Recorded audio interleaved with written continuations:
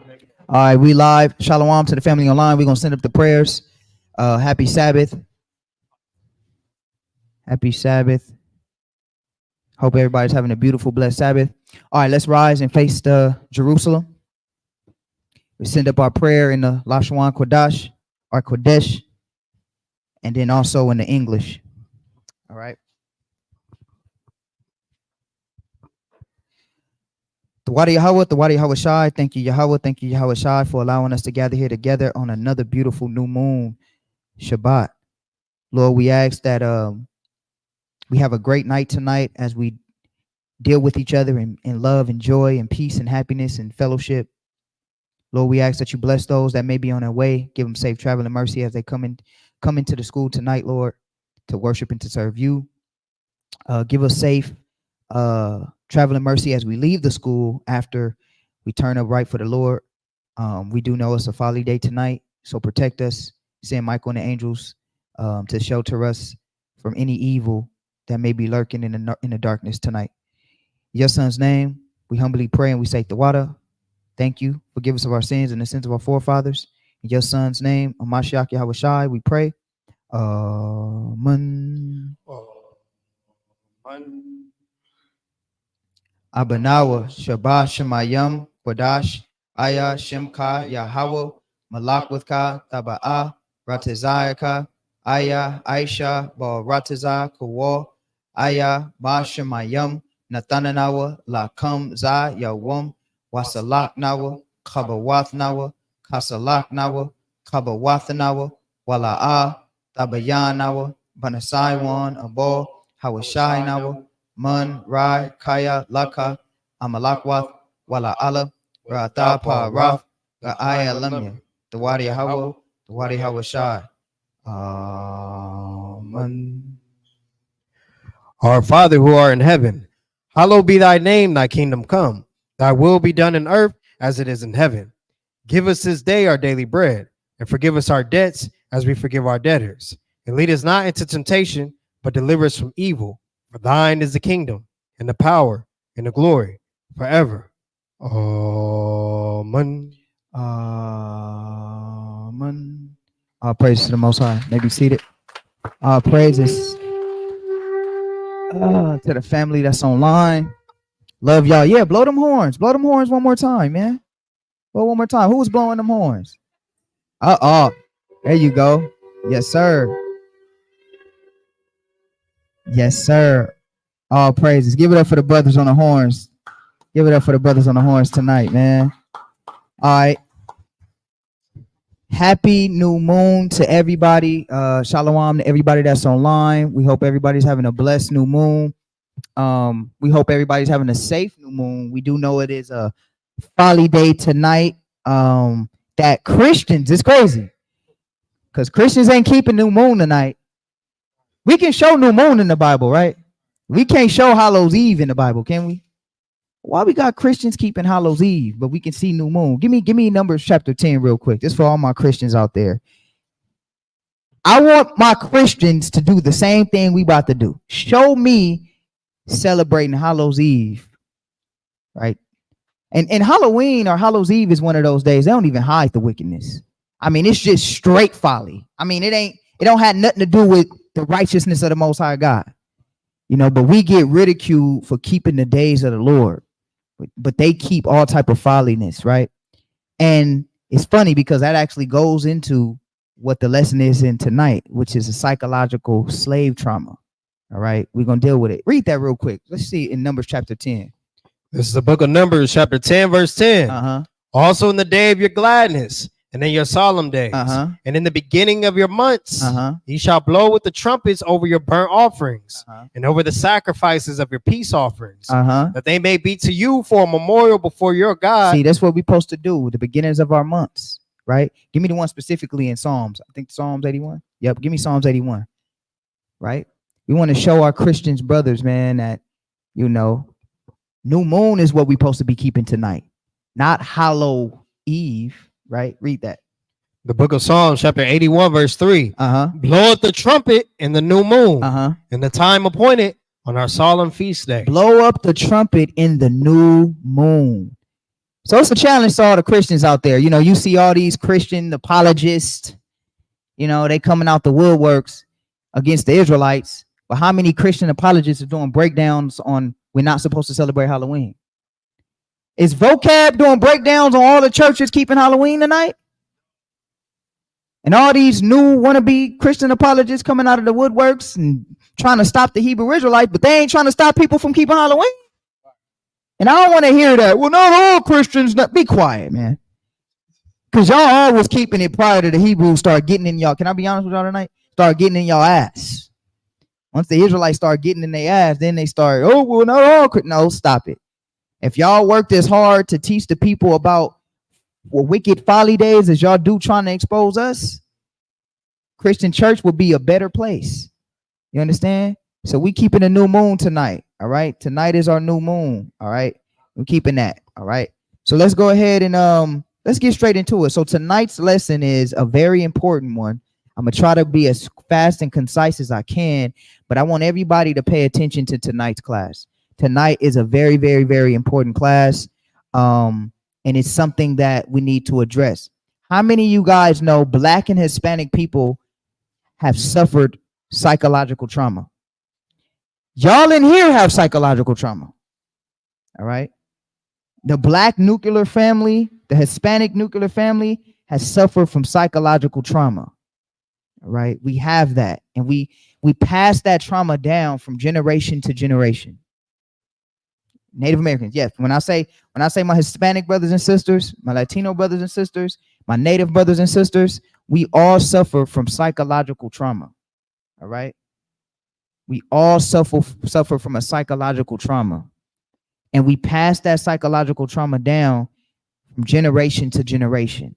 And the only way that we can stop it is if we acknowledge what the cure is. All right. And sometimes if you guys pay close attention, we bring that psychological trauma into the truth. Fightings, envyings, jealousy, all of that is psychological. You understand? All of that is psychological. So today we're going to read the Willie Lynch letters. Raise your hand if you ever read the Willie Lynch letters. Raise your hand, raise your hand, raise your hand. Okay, Con, that's good. A lot of people hasn't, and that's great. Put sevens in the chat. Put sevens in the chat if you've ever read the Willie Lynch letters. Put sevens in the chat if you've ever read the Willie Lynch letters.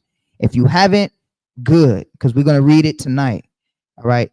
Now, before we read it, I must mention, because Esau is very crafty, whether you believe the letter is real or whether you believe the letter was created to bring awareness to our situation, regardless of the matter is, the letter identifies psychological trauma in all the Black households and all the Black nuclear families and even the Hispanic families and household as well.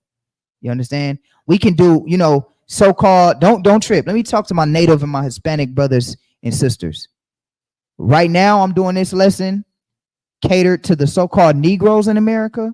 But y'all know what folly day coming up now in this next month. Oh, yeah, Thanksgiving. Don't worry. We're going to deal with that history, too. All right. We're going to show love to our Black and brown community because we all fall victim to these curses and what's happening to our people. We all need mental healing. So best believe we're going to deal with my 10 tribe brothers. I got y'all. Y'all know Rata go to bat the hardest for y'all. So we're going to do it. All right. So today's class is going to be a part 2. Part 1, we're going to deal with the Negro side of our people. In part 2, we're going to deal with the Hispanic and the Latino and the Native American side of our people and the trauma that has been handed down and passed down to our brothers and sisters of the 10 tribes. All right. Y'all, how that sound? That's cool? Praise it. So we're going to deal with it. All right. So psychological slave trauma. Let's get the definition of psychological slave trauma real quick. Lau, can you get the definition of that? Psychological slave trauma. Let's get the definition of this real quick. And then I want to pinpoint something. All right. I want to pinpoint something. Okay. Our people suffer from a mental illness. Anytime you have a president candidate that their campaign, can I be real with y'all tonight? Their campaign is shaking ass. That's a problem. The campaign, I could say ass, right? That's in the Bible, right? The campaign that one of the candidates had, specifically the candidate that the black people about to vote for, her campaign slogan was Meg the Stallion shaking ass. What kind of political party is that? They got your vote, huh? Got your vote, right? That's crazy. It's straight madness. But that is a psychological trauma that has been passed down. Our people, let me tell you guys something. You prophets that be going out in the streets, you have to realize, and you brothers that's online, Facebook and YouTube, you have to realize that our job is to mentally heal our people. Our people are mentally sick. This is a sickness. I know we're used to it. I get it. But this is a sickness. What's the definition of psychological trauma, Lord? God, it says psychological trauma is an emotional response caused by severe distressing events that are outside the normal range of human experiences. Turn down that TV. Is the TV up? Yeah. Turn down the TV. Oh, turn off the speaker, John. Just turn off the speaker. Nah, Mac, on the bottom. At the bottom. Turn it off at the bottom. Bottom right. All the way at the bottom. Bottom right. By the plug. All right. So read that one more time, Lord. Psychological trauma, an emotional response caused by severe distressing events that are outside the normal range of human experiences. A severe series of events that are outside of the normal experiences of what human beings are supposed to experience. All right. And then that psychological mental trauma is passed down from generation to generation to generation of our people. Right. This is where you get where we are now. Get Psalms 83:1. Let's jump right into it. All right. Our culture is literally trauma. I'm going to say it again. Our culture is literally trauma. Everything about black culture is trauma. Every single thing. There's nothing good about black culture. I'm going to say that one more time. There's nothing good about black culture. All right? Nothing good about it. I wish it could be eradicated from the face of the planet. There's nothing good from it. Nothing good from it. It only promotes the destruction of our people. Let's get that in Psalms 83:1. Read that when you got it. The book of Psalms, chapter 83, verse 1. Read. Keep not thou silence, O God. Hold not thy peace, and be not still, O God. For lo, thy enemies make a tumult, that they that hate thee, and they that hate thee, have lifted up the head. It says that enemies have made a tumult, and they that hate thee have lifted up the head. Okay, a tumult is they conspire against the holy people of the Bible. And what did they aspire to do? Let's read. They have taken crafty counsel against thy people. Read. And consulted against thy hidden ones. They have taken crafty counsel against thy people and consulted against the hidden ones. Do you guys think this is just hyperstance? Do you truly in your life just think, oh, this is just the way it is? Like it's just randomly like this? You got to think about it. These are people that are creating AI. I want you guys to really understand the man that you're dealing with. These are people that literally created AI so up to code that AI now can mimic a black woman's voice and talk as a black woman. These are people that are so into detail when it comes to war and strategy. You think it's coincidence our people are like what we are today in America? And the attacks you think it's coincidence drugs is in our communities? You think it's coincidence our schools are terrible? You think it's coincidence all of the things that's happening in our communities by the government? You think that's coincidence? It's all planned. You got to be crazy to think any of this is coincidence. You got to be crazy to think any of this is coincidence. It's impossible for it to be. We're dealing with a man that is a mastermind of evil. And his target is you and your children. That's his target. His target. I know everybody, all the Israelite community want to focus on debating each other and fighting against each other and who's smarter than who and all of the drama within the Israelite community. But I'm going to tell you something. When you get down to the nitty gritty of this white man, our little strife ain't got nothing compared to what he's doing. And we cannot waste time fighting amongst each other when this, and guess what, guys? That's a psychological trauma. Don't go to this camp, go to this camp. Oh, that camp don't got the truth. This camp got the truth. Well, don't go to that camp. It's Camp Bash. Do you guys realize that all of that is trauma, slave trauma? All of that. All of that is a psychological trauma that has been passed down. And we're going to prove it today using the Willie Lynch letters. And some of you guys might still hold true to some of this trauma yourself, and you holding on to it. Everything that has happened to you in your life is a direct connection of the white man and the trauma that he has created and passed down. Read that again, Op. This is the book of Psalms, chapter 83, verse 3. They have taken crafty counsel against thy people and consulted against thy hidden ones. Read. They have said, come and let us cut them off from being a nation, that the name of Israel may be no more in remembrance. Because do you guys understand that your enemy wants you to be no more in remembrance? That's a cold boy right there. He like, look, I just don't want to beat you. I want your name to be wiped off the face of the planet. It's not enough. It's not enough for me just to kill you. It's not enough for me just to massacre you. It's not enough for me just to cause you to be in utter darkness. I want to eradicate anything special about you. Prior to us finding the truth out, what special history did we have other than Martin Luther King? Slavery. Other than anything connected to slavery, what was good about our history? I don't even know what you just said. What'd you say? Who was that?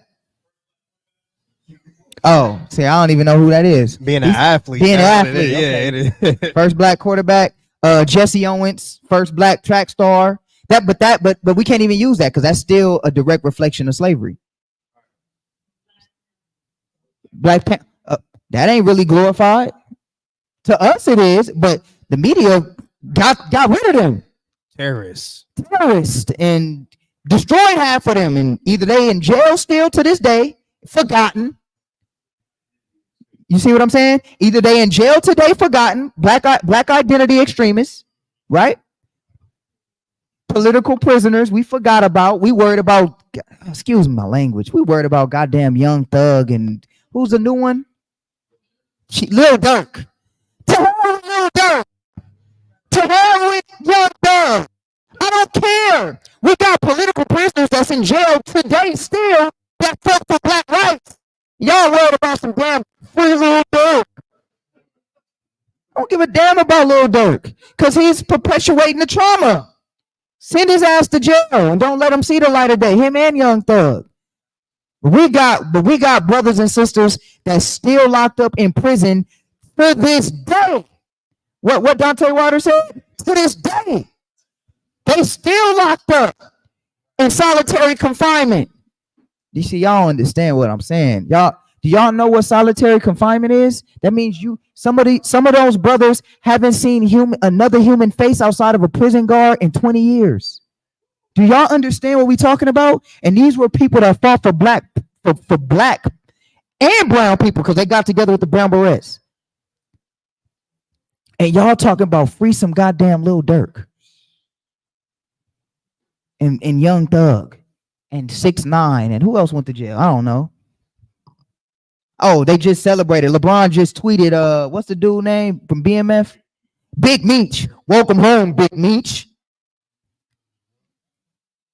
Psychological trauma.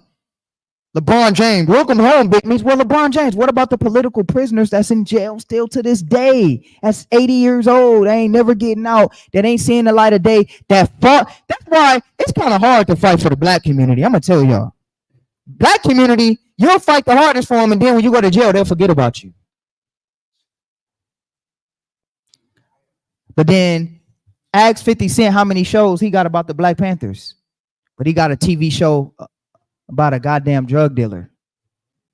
He got a TV show about a goddamn drug dealer, but he ain't got a TV show about black brothers fighting for black liberation.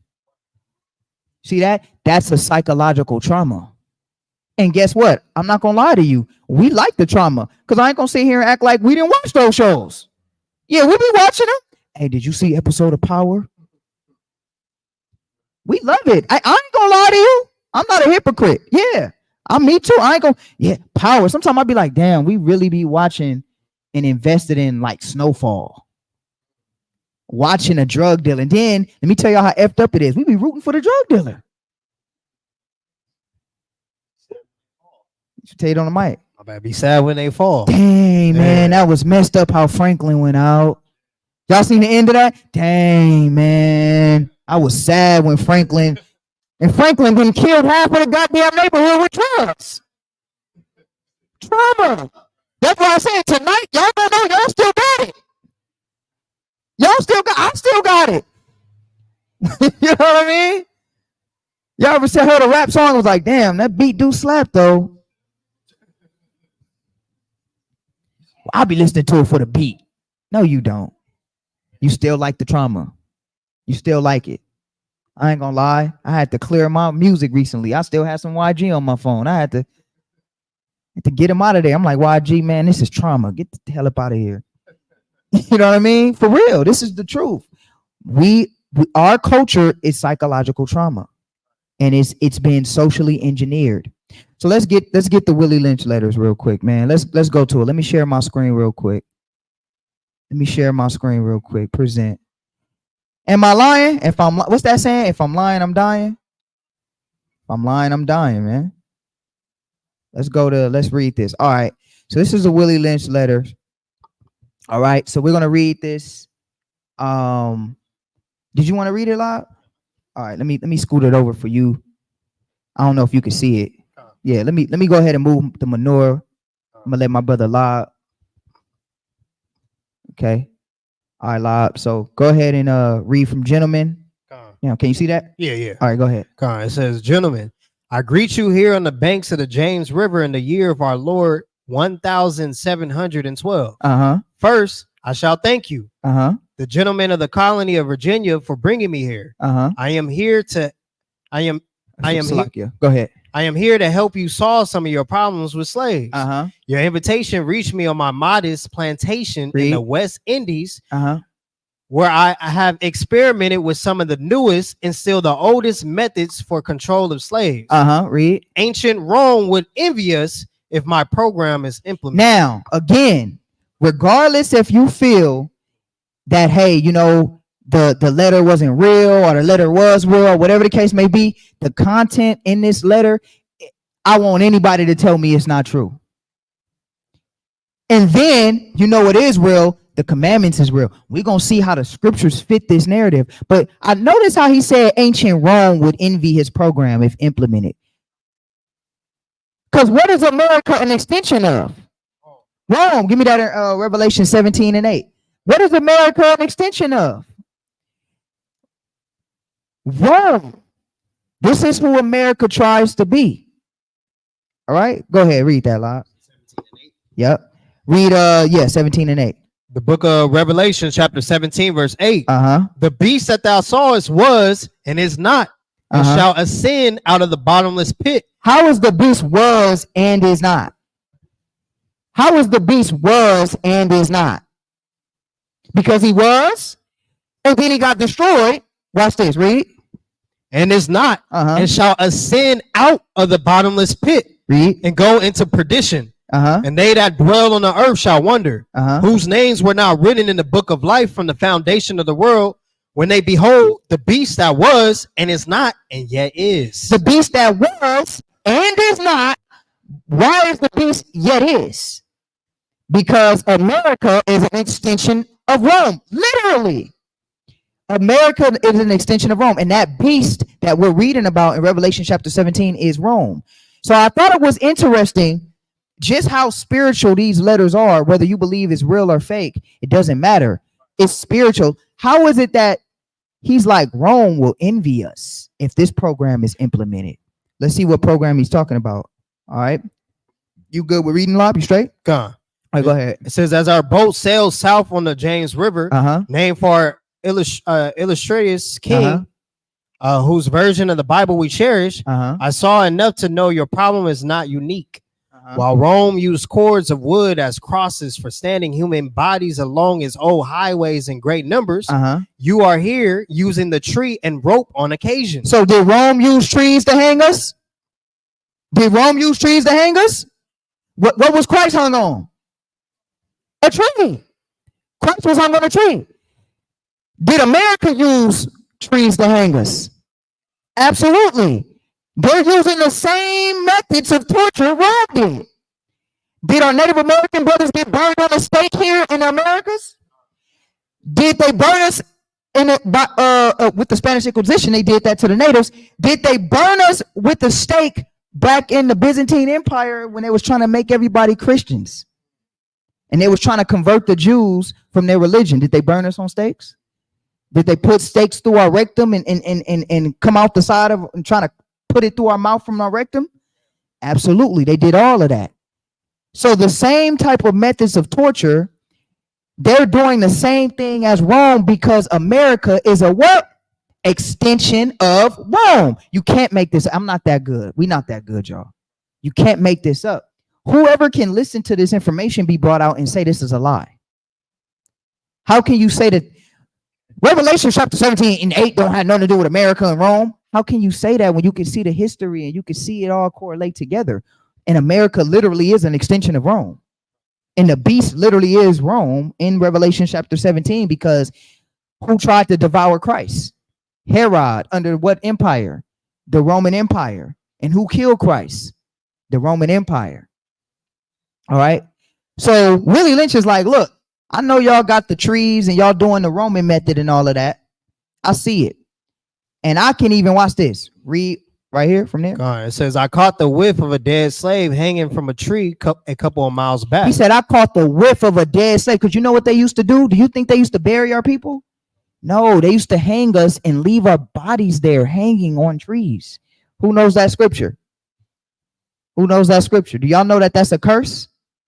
How many of y'all knew that? It's in Galatians, but let's get the one in Deuteronomy 21 and 23. And then we'll get the one in Galatians. Read that. This is the book of Deuteronomy, chapter 21, verse 23. His body shall not remain all night upon the tree. Thou shalt in any wise bury him that day. For he that is hanged is accursed of God. Wait, hold on. The Bible says that when you hang somebody, his body shall not lie on the tree until all night. Right? The Most High said you ain't supposed to leave his body on that tree for a whole day, let alone weeks. Let alone weeks. So let me ask you a question. Who hung on trees for weeks? Dead body, stinking, rotting away. We did. And the Bible said that whoever hangs on a tree is what? It's a curse. It's a curse. I like to liken it like the movie The Mummy. You know, the Book of the Dead and the Book of Life. You know, whoever read this book is cursed. Remember that? You know, I used to like The Mummy when I was a kid. It's cursed. The Bible is the same thing. The Bible's a book of the dead and a book of life. Because what did the Bible say? You can either choose life or death. You can choose either or. You can choose a curse or you can choose a blessing. Right? Let's go to that Galatians chapter 3, verse 13. Read that. This is the book of Galatians, chapter 3, verse 13. Christ has redeemed us from the curse of the law. Christ has redeemed us from the curse of the law. How did Christ redeem us from that? Because we're trying to get out of the curses by following Christ, him dying for us, becoming that sacrifice. So one day we don't have to continue to go through this endless cycle of curses and handing down this endless genealogy of curse after curse after curse from child to child. Read. being made a curse for us. For it is written, curses everyone that hangeth on a tree. So I didn't make this up. The Bible said curses everyone that hangeth on a tree. That was spiritual what the white man was doing, leaving your body on that tree. That was spiritual what he was doing. So he wasn't just leaving your body on that tree for no reason. He was leaving your body on that tree, your body on that tree for a spiritual representation that you are cursed as a people. Do y'all understand what we reading here? This isn't a. I know we Israelites and we like twice removed from the Christian church. But can you imagine being a Christian and not ever reading the Bible and you hear this for the first time? That's crazy. Your body was left hanging there because the white man knew that you were a cursed people. Understand? All right, let's read that, Lot. It says, I caught a whiff of a dead slave hanging from a tree a couple of miles back. Read. You are not only losing valuable stocks. He said, look, first of all, you're losing your animals. What good is the donkey if you beat him to death? You losing valuable stock. Read. You are not only losing valuable stocks by hangings, you are having uprisings. Slaves are running away. Your crops are sometimes left in the field too long for maximum profit. Read. You suffer occasional fires. Your animals are killed. Gentlemen, you know what problems are. I do not need to elaborate. I am not here to enumerate your problems. However, I am here to introduce you to a method of solving them. It's not. Who knows what Rome's problem? Let me ask you guys this. Why did the Greeks fall? If anybody is some history buffs, I am. Okay, cool. I'll let y'all know. The Greeks fell because the Greeks ruled with an iron fist. They ruled with an iron fist. And they had too many uprisings. Okay? They had too many uprisings. Now, Rome got better. Because Rome said, we're going to give the people entertainment, gladiators. We're going to make the people feel entertained. Give them sports, give them gymnasiums and all of that. Give them Olympics. You know, all of that comes from Rome. Give the people entertainment and the people will be more happy to serve you. The reason why Rome fell was because they had different Caesars fighting for power. All right. Sort of like politics today. You know, this group of people like this Caesar and this Caesar had this group of people. So it was like infighting, internal conflict. That's how Rome fell. It wasn't so much from like uprisings. It wasn't so much from like anybody revolting because Rome took a note from the Greeks and said, look, they had too much uprisings. They was killed. Because after a while, who gonna want to keep getting killed? Somebody gonna be like, oh, okay, enough is enough. Now, where America perfected even that, they started off bad. They was killing us, hanging us, doing all of that. But they were starting to have too much revolts. You got the Haitian Revolution, right? Where they revolted. Haiti revolted against, what was it, Spain? Was it Spain or was it France? France. You got in Jamaica, they revolted against, that was Spain. In Jamaica, I believe. I could be wrong. Correct me if I'm wrong. And then you had different revolts even in the Americas that they don't talk to you about. It was more than just Nat Turner. So they got smart. They got smart. What'd you say? Cuba, right? So let me tell you, America got smart. They said, look, and this is where these Willie Lynch letters come in. They said, look, if y'all keep going the way y'all going, eventually we're gonna be overthrown. You can't have good product when you're looking over your shoulder and trying to make sure the product don't kill you in your sleep. You want the product to serve you without even answering or even questioning. So this is a method that he introduced. All right, let's read this lot in my bag. It says, in my bag here, I have a foolproof method for controlling your black slaves. I guarantee every one of you that if it is installed correctly, it will control the slaves for at least 300 years. You see that? Now, this letter was written in the 1700s. This letter was written in the 1700s. Now, 300 years is crazy because he like, if anybody knows this, did we just made 400 years, right? 2024? 1619 to what was it, to 2019 or was it to 2020? 21. I forgot when it was. 2019, right? Now, if y'all can remember, I'm gonna tell y'all something. This is spiritual. The truth been around. IQ, how long? The truth been around since what? When was Arthur Wentworth Matthews? That was it was before Bibbins. Cherry. 1800s. So the truth been around since, let me just educate everybody online. The truth been around because you got some of these Christian idiots, they don't know this new age religion. It ain't a new age religion. The truth been around since the 1800s with Frank Cherry, right, Elder? Right? Frank Cherry. And then from Frank Cherry, it went to Matthews, the Commandment Keepers, right? And then from there, it went to Bibbins. And then from Bibbins, it went to ISUPK. And then, but now, elders, y'all correct me if I'm wrong. Even a little bit of time when I came into the truth, like 2011, right? It was hard pressed to find an Israelite, like with another Israelite with fringes on. Now, it don't even know. You see brother with fringes on, it's normal. Oh, what up, brother? What up, brother? We just keep walking. Back in like 2011 and all that, it was like, you got fringes. You got fringes. It was like that. Now it'd be like, I seen a brother in the store the other day. I'm like, Shalom, Mark. Jay looked at me like regular. Oh, Shalom, Mark. It's like not even. It's not even like we went to Knox.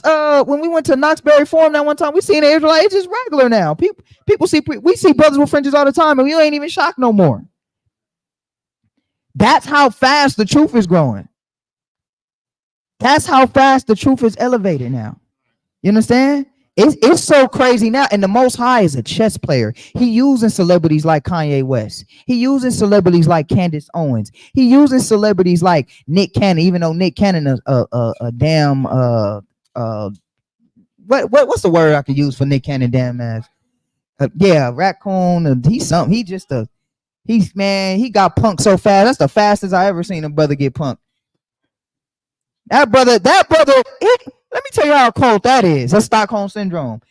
That brother didn't even say nothing bad about the fake Jewish community. All he said was, we Jews too.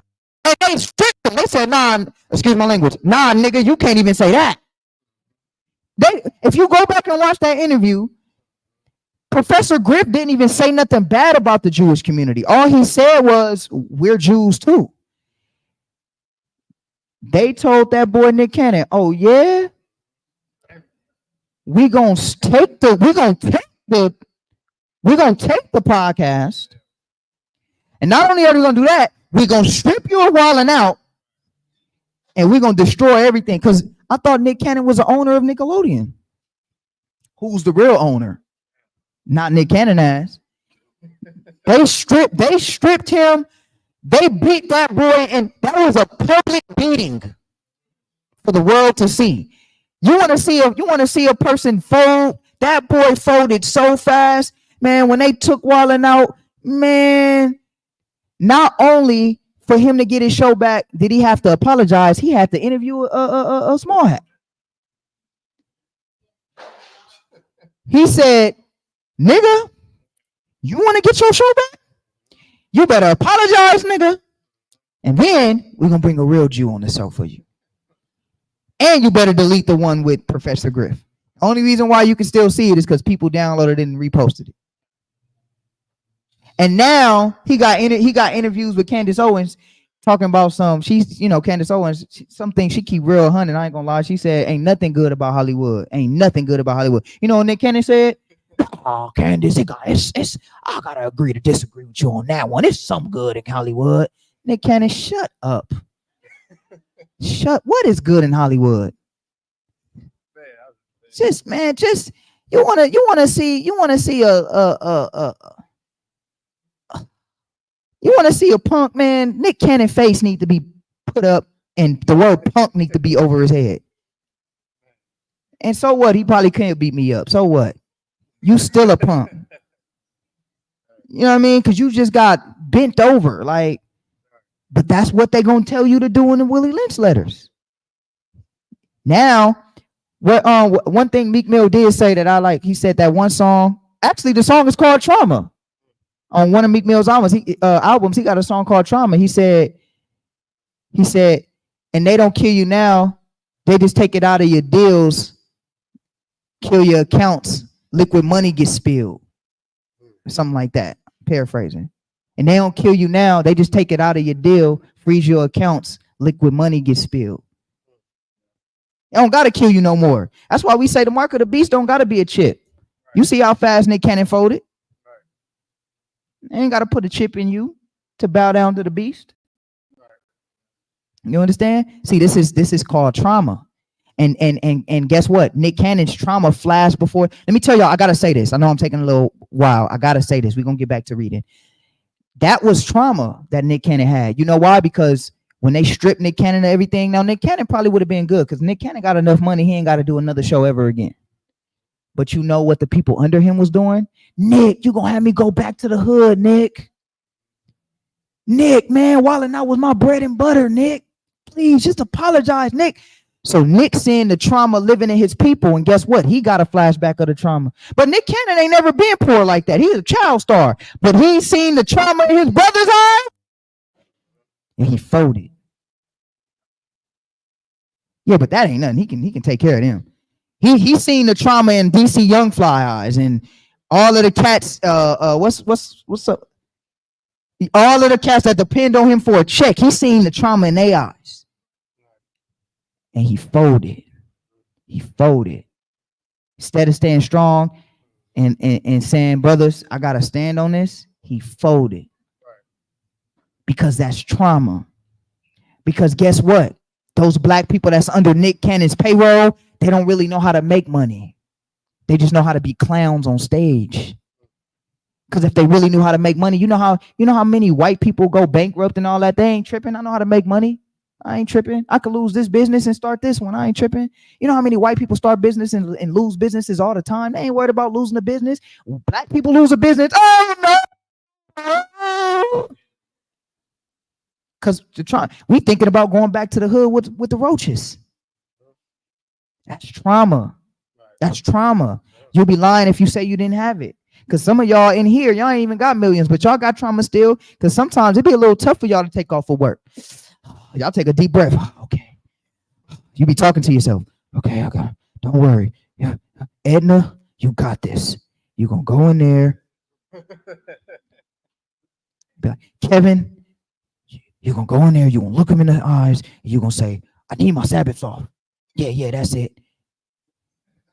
But you rehearsing taking off because you're afraid. But what are you afraid of? You're afraid of what? Trauma. That's what it is.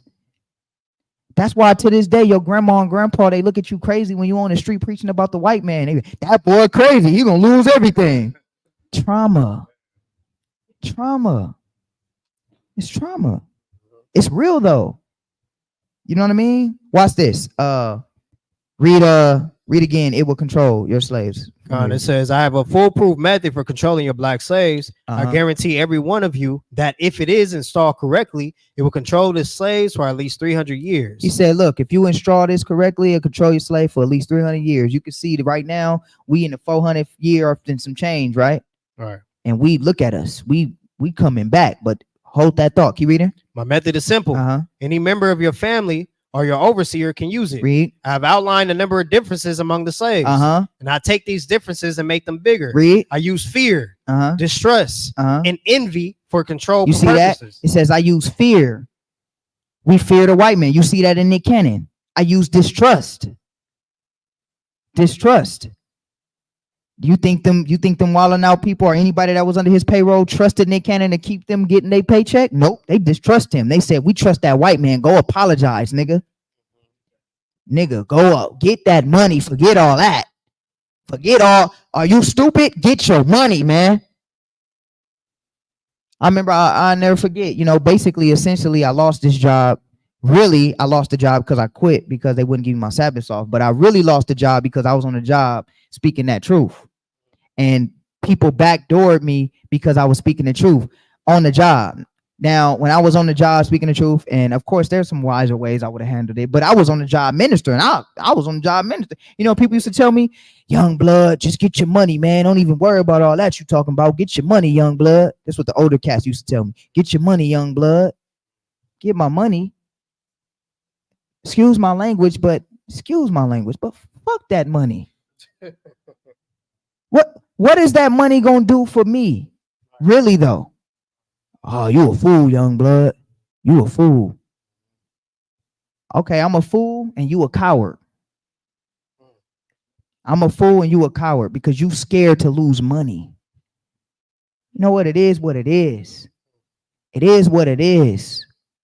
We got to have that mentality. See, excuse my language, but the Negro they scared of it is a Negro that ain't afraid to lose that money. You can't be afraid. You got to stand tall. And that's why we have feast days like New Moon to come together, because we stronger together. You know what I mean? We stronger together. Khalif, I lost my job. Say your Hebrew name out. Tazarah. Tazarah, I lost my job, man. And Makazah lost my job. And IQ, I lost my job. And Brother Donald, I lost my job. And you know what? I stay strong, Ak. You know, we're going to put a pot together here. Take some of this, man. You know what? You need another job? I got you. See, you stronger together. But let me tell y'all something. Don't think that you're not going to lose your job. Somebody in here going to lose their job. Somebody going to go to jail. Somebody going to jail. We all can't. Right now, I'm going to be honest with y'all. The Israelite walk is easy right now. Let's keep it a buck. They ain't turned up no fire on you yet. They ain't turned up. And you know, I got to say it. The first people they're going to come to is the leaders. So, Rod said, oh, yeah, we seen you talking real big. We coming to you first. We're going to make an example out of you. You know, Lord be with us in that day. But he said, I use fear. I use distrust and envy for control purposes. He used envy because I ain't never met a race of people that's more envious than black people are against other black people. That's a fact. That's a fact. And then 10 tribe and Southern Kingdom envy each other. Black people, it's the Mexican fault. Excuse my language. It's the derogatory term, Mexican's fault. Then the Mexicans, it's the niggers' fault. And we fight against each other so much, we ain't even realizing the white man laughing at us like, yeah, let them blacks and Mexicans fight. Talking about a border and all of that. We debating over borders and we fighting over jobs, y'all. How does it make you feel? If I'm a boss and Tazarah Micaiah, they fighting on who can do the job better for me. Yeah, you see them niggas right there? They fighting for who can do the job better. Yeah, look at them niggas, man. I'm gonna go to Micaiah. Hey, man. Tazarah, he over there, man. He taking your job. That's what the white man doing. The Mexicans is doing it. The problem is the Mexicans. You mad? Are you dumb or stupid? Which one? For our people, you fighting against brothers and sisters that don't even have the same opportunities, just like you don't have the same opportunities. If you was smart, you would come together with the blacks and the browns like we used to try to do. What's that book? With the name of that book, Sister Odessa? What's the name of that? Yeah. Oh, that's what it's called. The black and the Latinx. Yeah. That book is cold because that book shows you just how closely related we were in our struggles. But see, we love the white man so much, you got to distrust each other and use envy for control purposes. Cuba, Fidel Castro and all of them was meeting. There's pictures of Fidel Castro and what's the other guy's name? Fidel Castro and I can't think of. Oh yeah, Che Guevara. Excuse my language if I'm saying it wrong. And they put pictures of them sharing the same struggle. They got pictures together, working together. See, black and brown people, we so simple because of what happened to us. You know what I mean? The Latino community too. We're gonna get on them in part 2. But watch this. Read. So it says, I use fear, distrust, and envy for control purposes. These methods have worked on my modest plantation in the West Indies, and it will work throughout the South. Take this simple little list of differences and think about them. So the little differences, right? What's some of the differences? Read that lot. On the top of my list is age, but it is there only But it is there only because it starts with an A. You got age now. What's the popular saying now? They got memes talking about the young niggas. The young niggas. They got a whole meme category on Instagram and Facebook of old cats being scared of the young niggas.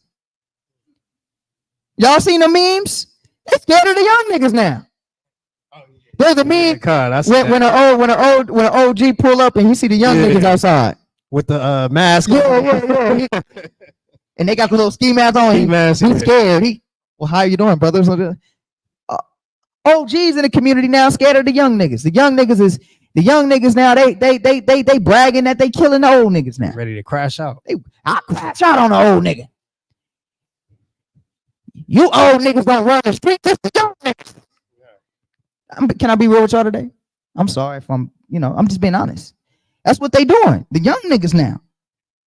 You understand? Young niggas now. This is what it says by age.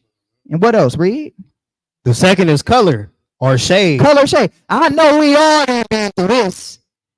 We talked about the dark-skinned Israelites so bad in school. You black ink spot. You so black when I turn off the light, you disappeared. Call them raisins in the sun. Didn't we not do that in school? Huh? Yeah, dark skin versus light skins. They got all the light skin memes. I seen a meme recently. Light skin niggas wake up like this. They all soft and wake it up to. Like, you a light skinned nigga when you take pictures and you squint. No, for real. All those memes. You ain't a real man if you a light skinned nigga now. All the way from slavery. Do you ever hear white people? Oh, you're a freckle white man. You're a brunette white man. Yeah, them brunette white men. Red hair white man. They don't even do that. They don't even sound right coming out of my mouth. But black people do that. We're the same people. We're the same people. Y'all, I know this the famous one. I'ma give me a white man because I want my baby to have good hair. Come on, we know that. How many of y'all get this one? For some of us that got a different grade than others. You mix with white? What you mix with? I can't just have like a different texture, like yeah. Oh yeah. That's even though that one is real. That one is real. But that's how much we hate each other, though. We want to be everything but what we are. That's a fact. Man, look. Man, true story, and it is what it is, man. I hope my family don't take this no way, man. But it's the truth, man. My family, man, press my cousin's hair so much because they wanted to be long, damaged their hair. Early on as babies. Y'all know what I'm talking about. I knew it was a girl I went to school with. God bless the sister, whatever. 6th grade, man, she used to come to school, and you know how her hair was a little shorter, but you could tell her mama trying to press it to make it longer. Like, it's like just almost pulling the damn what she got out. Just massage some ointment in it and let it be natural. But you trying to put heat to it and press it all down and make it long and stuff. Now she at school is still short, but it's like sticking up like this. You know what I mean? Because it's like you trying to make your baby hair. It's like, why? Because but then they tease the worst for that. You see what I'm saying? Like, this is what I'm talking about. Like, this is the truth. This is the truth. Watch this. Read this right here. It says, the second is color or shade. There is intelligent. Now, that's the crazy part. Because you would think, excuse my language, you would think niggas would talk about niggas for being dumb. They talk about niggas for being smart. Nigga, not even uppity. What they say? What's the new terminology? Not bougie. The new. I'm gonna say what the young niggas say today. What the young niggas say today? I'm not no square. So you a square. That's old, but what I'm saying, they said that is old. I ain't a square now, but they saying I'm not a square. You're a square. Like back in the day, you used to be able to not be a gangbanger and not be out there flocking, and you were still cool. You're not a square. Now you're a square if you don't do none of that. Like if you play basketball, you're a square. If you play football, you're a square. So the word square now is applied to a wider variety of excuse my language, of niggas now. You're a square if you play basketball. I just can't be no square. What are you if you playing basketball, you got to be like affiliated with. You got to be affiliated with a gang to not be a square. Right. So we're the only people that's backwards. We'll talk about you for being smart. Ain't that something? That's a dumb race of people. I'm being honest. You talk about a cat for being smart? You got straight A's. What? You with the tutor and you was with the teacher. Look at this nigga doing homework. Look at this nigga. Yeah. This nigga in study hall. He's a study hall nigga, man. Facts. Yeah, I got you. Nah, that's a fact. We talk about a cat. I ain't never met. Talk about a cat for being smart, right? What's the next one? Says size. Talk about you for being short. You know what I mean? You so short, you can backflip off a curb, and yeah, I heard all of it. I didn't heard all of it. You so short, you can backflip under the bed and like all that. Like I didn't heard all that. Oh, and don't get it twisted. Tall cats get it too. Nigga, you a lanky nigga. You know what I mean? Like we talk about it. Like we talk about everything. Right? Read the next one. Sex. Talk about that too. The opposite sex. We talk about each other. And we talk about you if you're not a womanizer, brothers, you a loser too. You a V, you still got your V card.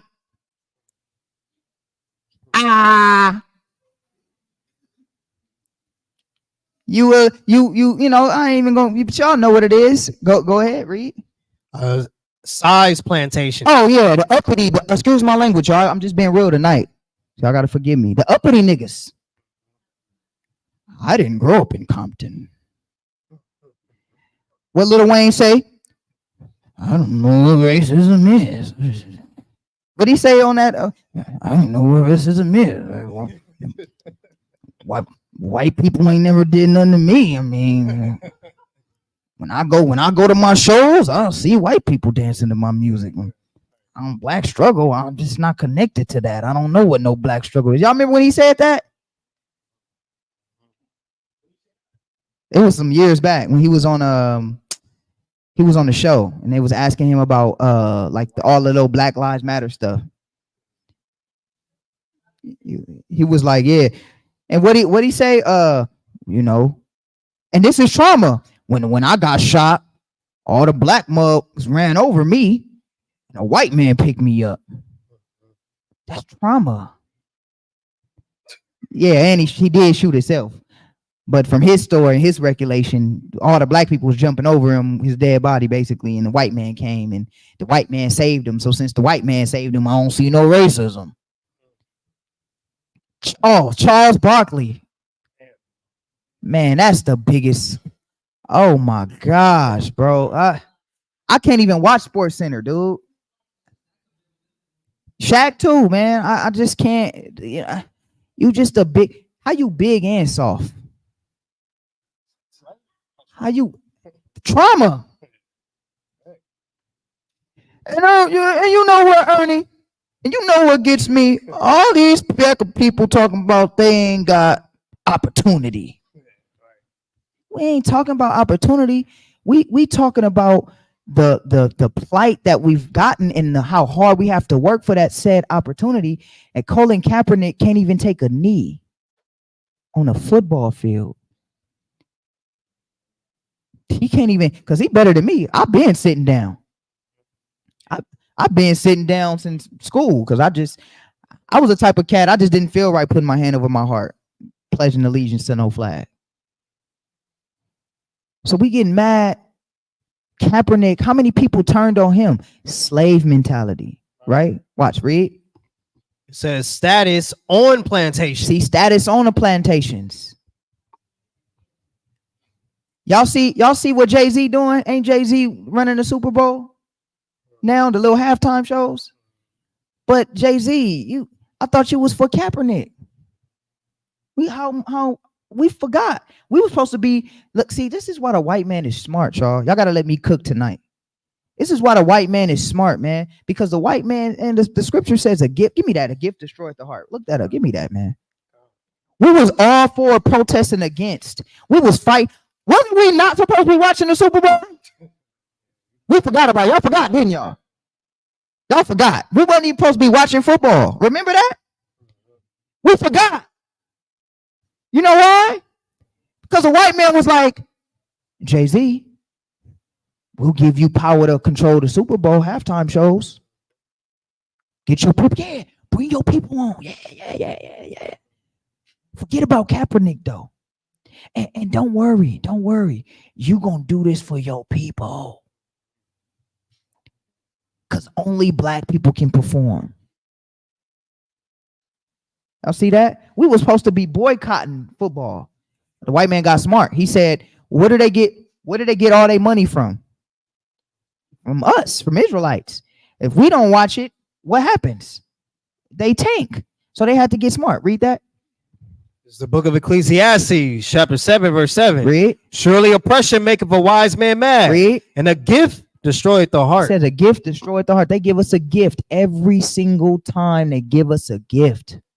I said it a couple last week. I said, y'all know what the new gift is now? Black politicians. Yeah.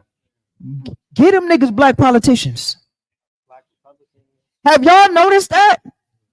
It's been crazy. Black politicians everywhere. Excuse my language. Niggas, shut up. Oh, I can't. When Obama got in the office, I got to see him before I die. Granny crying. Oh, he did it. We did it. We did it. God damn, man. Our people destroyed. They were popping firecrackers and boy, yes. And Obama ain't did nothing.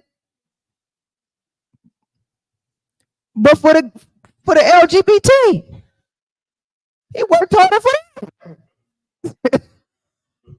And then you tell Granny, you be like, Granny, your politics should be more, I don't care about none of them, but your politics should be more on the Republican side. You know that, right? You believe in the Bible. Right, Mama? Don't you believe in the Bible? But Obama's for the LGBT. How can you be for that? For abortion. For murder. It's black, I don't care. And now I didn't think they could get better than Obama. I'm gonna be honest with y'all tonight. I didn't think they could get better than Obama, but they got better. Now they give you a black woman. They said, we're gonna do better than Obama. Get them niggas black women now. That's the next best thing. What Obama just say to the black man? Shame on the black man for not supporting Kamala Moore. Shame on the black man for not. Oh, shut up. If you was really for your people, well, it's really not Obama's fault because them dang Republicans keep overturning everything. Well, you know what Obama should have did? Obama should have left the White House and said, I'm going to the hood and telling my people, hey, it's not working. Let's come together outside of them. It ain't working. Trauma. Yeah, read that quote out. Now, so this is a quote from President Lyndon Baines Johnson. If y'all remember that, it's 1963. He said, these Negroes, they're getting pretty uppity these days. And that's a problem for us. Since they got something now they never had before. It says the political pull to back up their uppiness. Now we got to do something about this. We got to give them a little something, just enough to quiet them down, not enough to make a difference. I'll have them niggers voting Democrat for the next 200 years.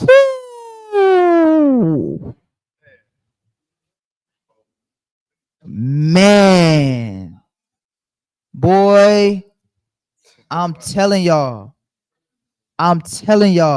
Meanwhile, I don't like him. He a devil too, but that devil Donald Trump keeping it real.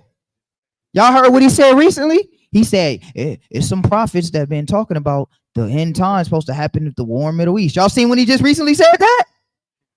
Donald Trump, yeah. He said that there's some prophets that be saying the war is supposed to end, everything supposed to end in the war in the Middle East. Right. He said that. Now they all evil and they all ain't for us. You know what I mean? They all not for us. But I'm gonna tell y'all something. Y'all let that Democrat Party control America. Good night. Oh, fornication going through the roof. And murder. Mayhem. Oh, yeah, they getting your kids. We gonna put a transgender man in every classroom. And y'all can't do nothing about it. See that? I'm telling y'all. Keep reading. Watch this. It says status on plantation, attitude of owners, whether the slaves live in the valley or on the hill, east, west, north, south, have fine hair. I'm from the west side. I'm a Crip from the west side. I'm from the east side. I'm from Compton. You ever seen them gang vlogs? We Compton over here. Compton.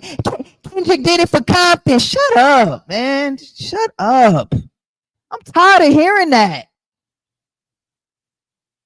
They not like us. They not like us. And get mad. Well, no. The Nigerians in Africa, they can't sing that song. That song's only for us. Y'all seen when they was doing that?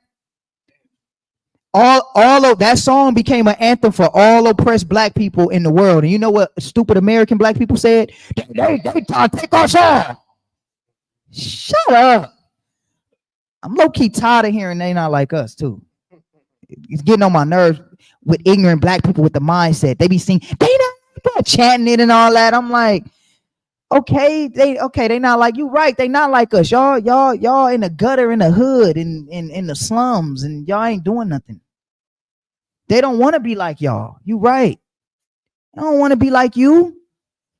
They want to utilize your gifts, but they don't want to be a nigga.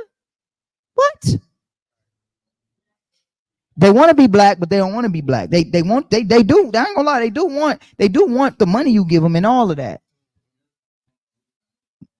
Exactly. Yeah. Somebody said that too. Yeah. They not like us. Man, look. I don't want to be like you. You know what I mean? Every over sexualization, promotion of murder. Like, I don't want to be like you. You understand? Watch this. Read. It says have fine hair, coarse hair, that. or is tall or short. You see that? We talked about that. Read. Now that you have a list of differences, I shall give you an outline of action. But before that, I shall assure you that distrust is stronger than trust, and envy is stronger than adulation, respect or admiration. Woo! Because I can use the envy to where they don't know who their real enemy is. They envy each other. You know what I mean? Distrust is stronger than trust because I'm gonna use that distrust so that they cannot trust each other. He gonna get into it in a minute. All right, write down Isaiah 50. Go to Isaiah 51 and 20 real quick. Isaiah chapter 51 verse 20. This is a scripture I wanted to bring out. Matter of fact, before you read that, hold that and let's read this. It says, don't forget, you must pitch the old black male versus the young black male. You see that? Remember we was talking about how the old man is scared of the young cats now? You know what I mean? Read. And the young black male against the old black male. You see that? You got to put the old black male versus the young black male against the old black male. Now let's read that in Isaiah. The book of Isaiah chapter 51 verse 1. Verse 20. Verse 20. Thy sons have fainted. They lie at the head of all the streets as a wild bull in a net. They are full of the fury of the Lord. You see that? Our young men are famished and they hang on the corners like a wild bull in a net. These young cats, they shooting first, asking questions later. They don't care. I seen a video recently. These cats was like 9 and 11 and 12 years old, had guns out there. Talking about they'll slide and all of that. Young cat babies. See that? Babies. Our babies are like with full of the fury of the Lord, like bulls caught in a net. They crazy. And they do what, Reed? It says, thy sons have fainted. They lie at the head of all the streets as a wild bull in the net. They hang on the street corners like a wild bull caught in the net. You understand? This is our people's psychological trauma. Watch this, Reed. They are full of the fury of the Lord. And this is all the fury of the Lord. So we got to get back to the Most High so we can change some of this. Now let's get back to the Willie Lynch letter. Read. It says you must use a dark-skinned slave versus a light-skinned slave. Read. And the light-skinned slaves versus the dark-skinned slaves. Read. You must use the female versus the male. Uh-oh. The battle of the sexes. All this battling online. I'm tired of it, man. All this battling, the red pill community, then the pink pill community, then this community, they battling this, then these girls is going at it, debating this man, and this man debating these girls, and I'm tired of the Myron shows. What's that show, Fresh and Fit? I'm tired of that. I'm getting tired of it. The fighting amongst each other, the men interviewing women, and then the women going on the shows, and then all of that. Like, I'm tired of that. The pop the balloon shows and all that. I'm tired of it. The gender war, I'm tired of it. And the focus is our people. And all we doing is perpetuating that trauma, man. Perpetuating that trauma. And then the cold thing about it is you see the same energy even in the Israelite community. Men battling women and polygyny and then not polygyny, and then you this, and then y'all whoremongers, and then you that, and then the women unruly, and then that, and then I'm tired of that. I'm really tired of that. Like, I'm so serious. Like, I'm tired of us arguing and well, it's your fault. And if the men get together, we'll be right. But if the women get together, we'll be right. And then if you get together, we'll be right. And then y'all hoes, well, then y'all pimps, and then y'all this, and then y'all that. We all stuff. Can we just say, okay, let's come together and fix this? I'm tired of pointing the fingers and who did that and all of these echo chambers of these talk show hosts and stirring up the pot between the black man, the black woman, the Mexican man, and the Mexican woman, and so on and so forth. I'm tired of all of that, stirring the pot and all of that. And then you even got the war between the war is between the Mexican woman and the black woman now. Brothers is posting the Mexican sisters and then the black women, and yeah, I like the Mexicans, and then I'm tired of that. And then, oh yeah, and I'm getting sick and tired of it. I can't even stomach social media right now. And then it's getting so stupid now. You know, you got these. You know, I seen something. You know, what's her name? Jocelyn Hernandez or something like that. What's her name? Yeah, her. And she's what, Dominican or something, or Puerto Rican, or one of those. And she was on a talk show with some of these other black ladies, and they talking about how she shouldn't say the nigga word because she really not a black person, and she looked black as day. Now she's not a black person because she ain't from Dominican Republic. Now you're not black if you're from the Dominican Republic, even if you're black. It's just stupid. Like, it's just an echo chamber of just ignorance. Right. But this is all Willie Lynch. Do you ever see the Germans talking about the French? Well, you really not white because you were German. Well, you really not white because you were French. Well, you really not white because you. They probably don't like them because of some war. But for the most part, you don't never hear a German tell a person that's French, you ain't white. Even when they come to America, you ever hear a white American tell a person that's French, well, you ain't white because you ain't American? It's not even heard of. But you know what black people do? Oh, you from Dominican Republic, you not really black. That song, You Not Like Us, is not for you, Dominican Republic. Shut up. They went through slavery too. You talking about? That's the ignorance of black people, man. Like, It's stupidity. Watch this. Read.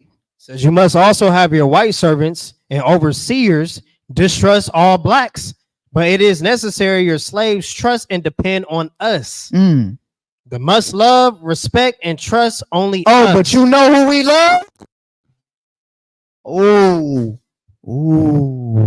Don't say nothing about the white man.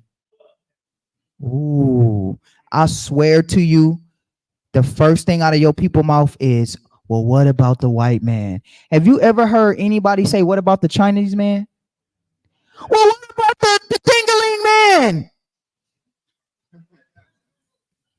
The Indian man. The Tingling Indian man. Yeah, him. You know, the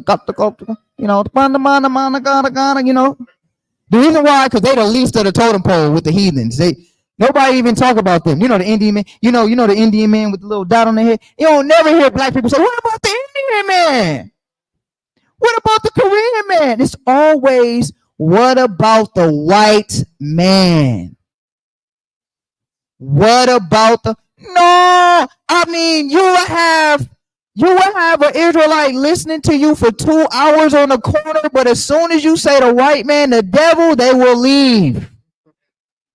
They loved your message. It was inspiring, captivating, the truth. Yeah, but the white man, the devil. Oh, no, brother. No. That's where you left me. No.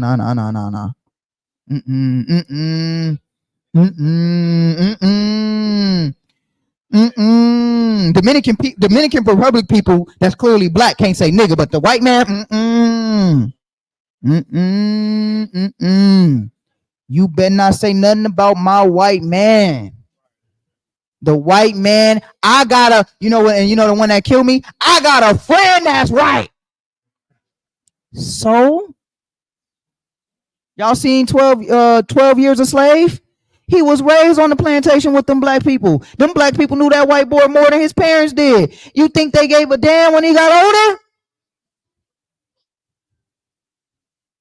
You black people suffer from trauma. Love the white man. And the only white man you don't like is the white man tell you it's okay not to like. Donald Trump. That's the only white man y'all can't like. Because the white man told you that's the white man you don't like. And I'm going to give you another one, Hitler. You better not say nothing about Hitler in a good way. You better not say nothing. If I say Hitler is the devil the Bible speak of, they gonna say you right. Yes, he did. Boy, they will want to stone you if you said what Hitler did was not, we don't care about him, but what he did with the in that war was justified to a certain extent. They will crucify you. Trauma. You only can hate the white man tell you to hate. And you only can go to war with the nations the white man tell you to go to war. Because you know what? No, it gotta be about peace. Peace. But when the white man like, man, we got all these nukes pointing at Russia and Russia got them pointing at us. Right. Oh, yeah. America gonna have to go to war again. Wait, hold on. Why don't you take that same concept of hugging your enemy to death? Go over there and hug Putin. Why y'all trying to fight Putin? Go hug him. America, go over there and march. Go to Russia in the cold, hold hands, and sing Kumbaya, my Lord. Kumbaya. Go do that in Russia. Man, but if before Putin kill him, the cold gonna kill him. AK, look, because ain't no revolution ever been won without bloodshed. And they got black people so traumatized, y'all thinking walking around in a circle. Because I'm going to tell y'all something. Black people used to protest, and at least back in the day, y'all used to go where y'all couldn't go. Remember that? And they used to go where they couldn't go. Now y'all go where you go You niggas march when we tell y'all to march. You niggas better not stop traffic. You march in this circle, and you better not leave that circle. Yeah. Matter of fact, yeah, you need do y'all got permits to protest? If you don't, this is an illegal assembly. This is an illegal gathering. See, that's what I'm talking about. You gotta have them distrust everybody, but you gotta have them love us. Only us. Read that. It says, gentlemen, these kits are the keys to control. Uh-huh. Use them. Have your wives and children use them. Never miss an opportunity. If used intensively for 1 year, the slaves themselves will remain perpetual distrustful. Thank you, gentlemen. Now watch this. Let's keep reading. Let's go down a little bit more. Let's get to the point. Let's read this right here. It says, by the Black Arcade Liberation Library, 1970. It was an interest in business of slaveholders to study human nature and the slave nature in particular. Do you think we just read that in Psalms 83? Do you think the white man ain't studied you? Y'all know who Sigmund Freud is? Sigmund Freud is you know who Sigmund Freud is, right? Sigmund Freud is the father of psychology. The father. He was a Roman. Wasn't he wrong? Was I wrong? Sigmund Freud? No. I'm sorry. I'm thinking of somebody else. Before Sigmund too. All these philosophy, I can't even Socrates and all these but Sigmund Freud, but Sigmund Freud was the father of studying human behavior, psychology, right? I'm gonna tell you something. What year was Sigmund Freud alive? Can we fact check that? What year was that? Sigmund Freud. Because I was a psychology major. So he died in 1939. Okay, yeah, okay, 1900s. Yeah. All right. So he was around, he was born in the 1800s. He was around, lived to the 1900s. Now, let me tell y'all something about Sigmund Freud. He studied human behavior. And you don't think the white man know human behavior? He know you better than yourself. That's why what Rashaf used to say the phones was. That's why he created this crystal ball. Man, and I'm guilty too. We can't live without this. Have you ever wondered why? You think it's just, I just like technology. No, you don't. He created it to be addictive. The Social Experiment. What was that documentary called on Netflix? The Social Experiment? Were you so addicted to a like? You so addicted to a thing on your phone? I'm guilty of it. The first thing you do when you wake up is check your phone. Raise your hand if you've been guilty of that. Raise your hand. Everybody in here is guilty of that. If anybody got a phone and say you ain't never did that, you a liar. Some of y'all wake up in the middle of the night and be like, where my phone at? You still got crust in your eyes. Where my phone at? Y'all ever seen that? It was a meme. It was a meme with not Mike, with Jason. And it was like me looking for my phone. He turning everything over. Throwing the beds over, throwing everything, breaking, kicking stuff, looking for the phone. Yeah, because your mind is addicted to that. That's how he's programming you right now. You want to say something? No, I was going. There's an article y'all can look into, man. There's this mom where her son had just committed suicide, 14 years old, right? But they blaming it on AI because the 14-year-old had some type of relationship with the AI bot, right? And trying to communicate with it in a way. And was going through some depression and wasn't satisfied, committed some type of suicide. All right. So what Rasa is saying, it started from the phones, but it's developing even more. Technology is continuing to developing where AI now is becoming, like Kaniak said, that's your source for all your information. That's your source is AI. All right. But people are creating relationships with AI now. Now you got a personal relationship and now you couldn't go and talk to nobody outside. You couldn't go and talk to no girl, but you got an AI bot you go and talk to. All right. And fall into depression. Man, we so dependent, but Esau is so cold with it because that chat bot got every answer you need. And you gonna depend, and you like, man, Esau said it was right. It's right. All right. So that AI, man, it's cold. It's cold. How you got us. Nah, that's a good point because I'm gonna tell y'all something. The white man has studied you so well. You don't think the white man know that we love rhythm? You don't think the white man know that we got a soul? Like we got soul about us? Yeah, he know that. He like, man, them niggas got soul. Get him a rapper. Get him some music. Give him a concert. Give them something to make them dance. They'll forget. They'll forget. Yeah. Give them something else. They did that with Kaepernick. Give them Jay-Z, and then Jay-Z give them some music, and they'll still tune in. They'll still tune in because you know what? Black people gonna find a reason to feed our needs. You know what? I ain't gonna watch the game, but I just like watching the halftime performance. You still supporting the man that we said we wasn't. Go ahead, Yeah. All that. Watch this. Read. Got a couple more. It says it wasn't Salakia. It wasn't an interest in business of slaveholders to study human nature and the slave nature in particular, with a view to practical results, and many of them attain astonishing proficiently in this direction. They had to deal not with the earth, wood, and stone, but with men, and they, by every regard they had known for their safety and prosperity, they had need to know the material on which they were to work. You see that? It was like, look, we trying to control men. We not trying to. This is men we trying to control with minds, with consciousness. Watch this. Read. Conscious of the injustice and wrong they were every hour perpetuating, and knowing what they themselves would do were their victims of such wrongs. They were constantly looking for the first signs of dread retribution. They watched, therefore, with skilled and practiced eyes, and learned to read with great accuracy the state of mind and heart of the slave through his sable face.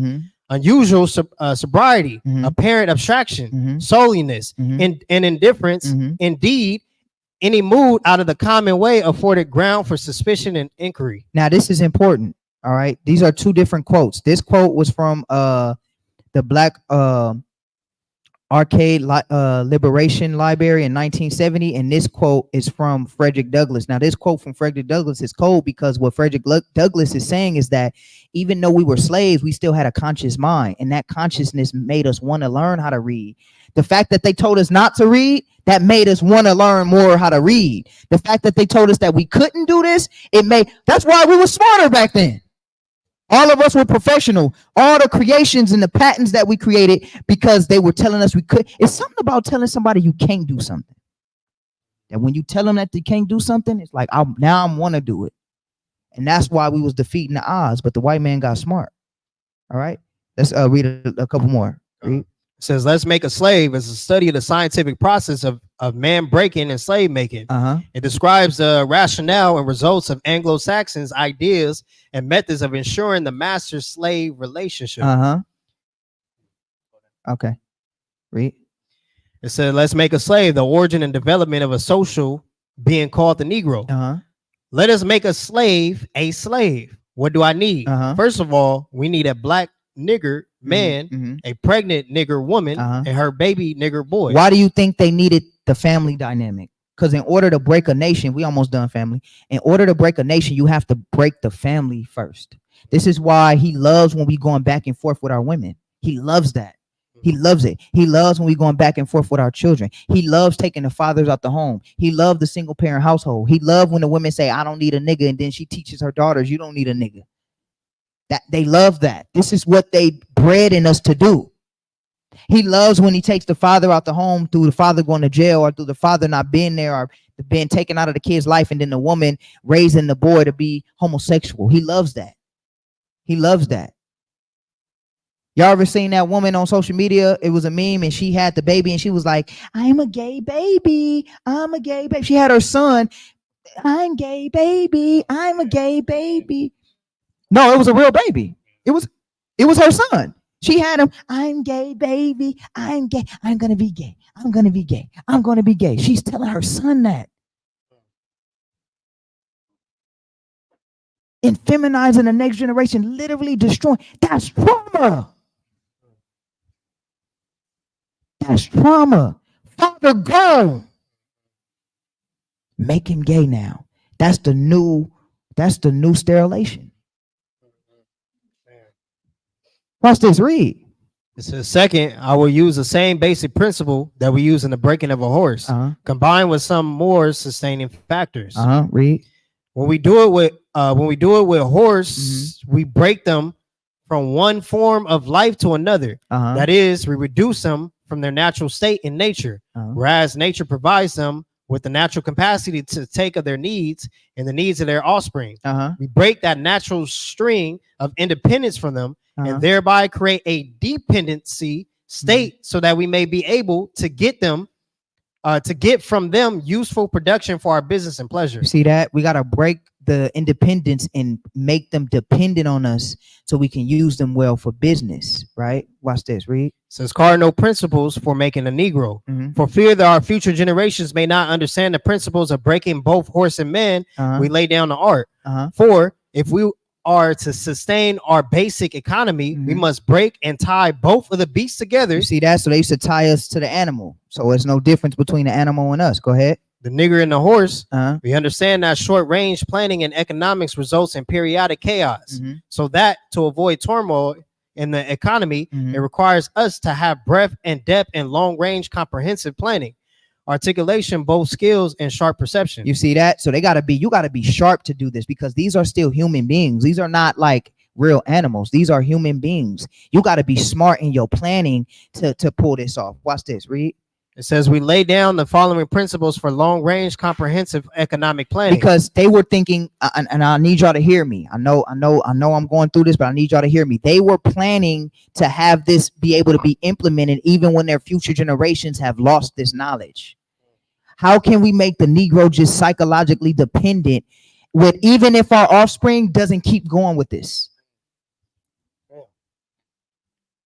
So you know the white man that's like, well, I love black people. He don't gotta implement none of this no more because we already broken.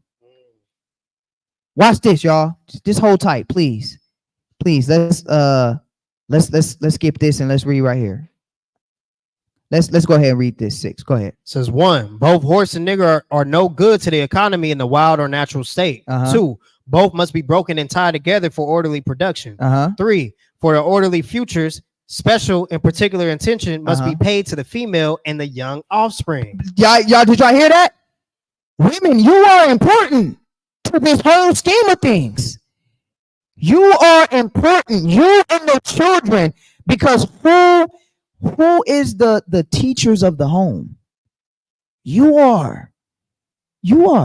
That's your job. Regardless, I ain't no teacher of the home. I'm a businesswoman. I do it. You doing exactly what the white man wants you to do. Yes, got that nigger winched. Yeah. That's what he thinking. I got you. That's what he thinking. Yeah. And you independent, huh? And it's that black man that want to make you a slave. You ain't a slave to that black man. Why you gotta listen to that black man? You ain't gotta listen to him. Come to work. Listen to me. I got you. That nigga ain't shit, huh? Yeah. Tyler Perry, make some more nigga ain't shit movies. Yeah, that's it. All right. What's that movie? Make every black man a woman abuser and beating women up. Yeah, that's it. That's the image of the black man we want. Yeah. Make them, what's that movie? I hate the damn movie too, where every black man did something wrong to the women. What's that movie? And then one of the black men, I forgot his name, he threw the babies out the window. What? For Color Girls. Yeah. Make movies like For Color Girls. Yeah, that's it. And tug on a woman's emotional strings. Because, you know, women are emotional. Psychologically, we know that. So make them feel emotional about the movie. And you know who's the big bad guy? The black man.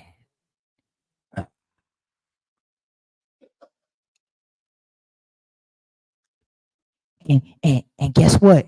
Anytime that black man say he got a criteria for the woman he want to meet, say, I ain't gonna be nobody's slave. And the black man is the only man. He's the only man that is not allowed to have any type of moral code when it comes to dating. He gotta accept you for whatever you do. But not the white women, though. They get their ass in line. Facts. Oh, y'all think I'm playing? Don't let the media fool you. Them white women know them billionaires and all them white men got mistresses in other nations, and they ain't leaving them. Them white men and women ain't leaving them. Nope. Nope. White women ain't leaving they men. Right. Them Asian women ain't leaving they men. Let's be honest. Because the white man said, you gotta break the children, and then the children, oh my God. Then the children, you gotta make sure the children know that there's division in the household too. Because what the children are gonna do is they're gonna grow up, and what are they gonna see? More dysfunction. And they're gonna copy that behavior. I got you. Go ahead. Go ahead, mama. Go ahead. You're gonna read.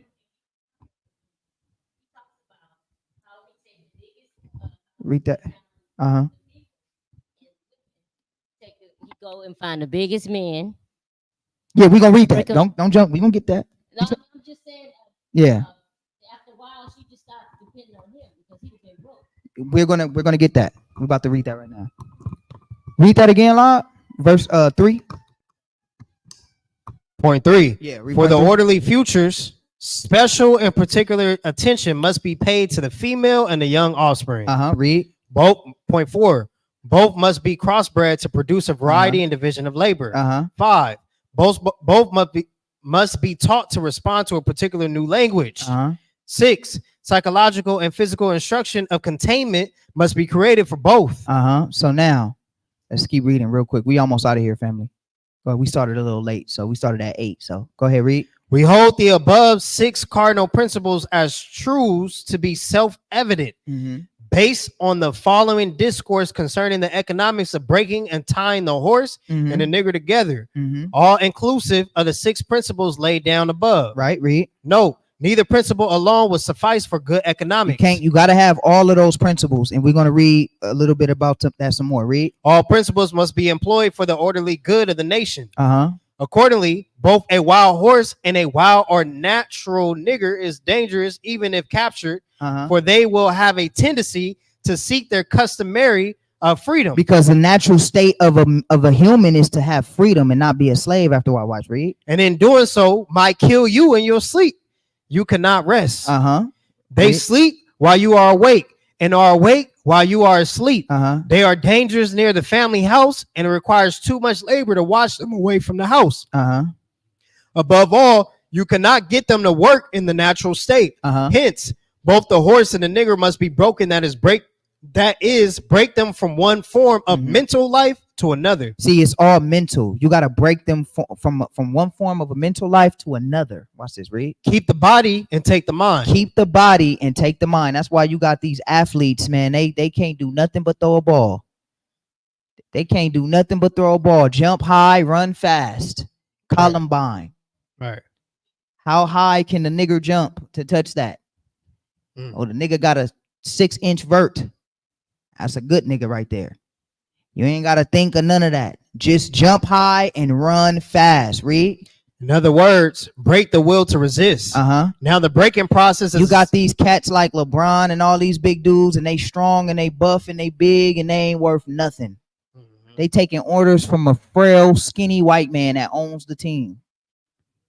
Shut up and dribble, LeBron. You understand? That's all you good for. Watch this, read. Now the breaking process is the same for both the horse and the nigger. That's why I'm not raising my sons to be athletes. I want my sons, and we want our children in here to be scholars. Forget an athlete. Yeah, if you can run fast, that's good. Yeah, if you got skill and talent, that's good. But your whole life is not going to be ball is life. No, ball is not life. The Most High is life. The only way we can make it out is through basketball and football and rapping or singing. No, that's not it. The only way we're going to make it out is through these commandments. Watch this, read. I'm trying to hurry up. Read. But as we said before, there's an art in long-range economic planning. You must keep your eye and thoughts on the female and the offspring of the horse and the nigger. See, this is important. This is important. Watch this, read. A brief discourse in offspring development will shed light on the key to sound economic principles. Because you got to pay attention to the offspring. Why? Because let me ask you a question. When you got in the first stages of a child's life, who is he continually with? His mother. The mother is a nurturer. Do you guys understand that your child's brain is a sponge? So in the first 5 years, 5 to 6 years of development, that is very important for the child's mental psyche. So the mother has to be strong, because the stronger the mother, the stronger the children. That's a fact. The father, look, I'm gonna tell y'all something. Can I be honest with y'all, brothers? Y'all could be as strong as y'all want to be.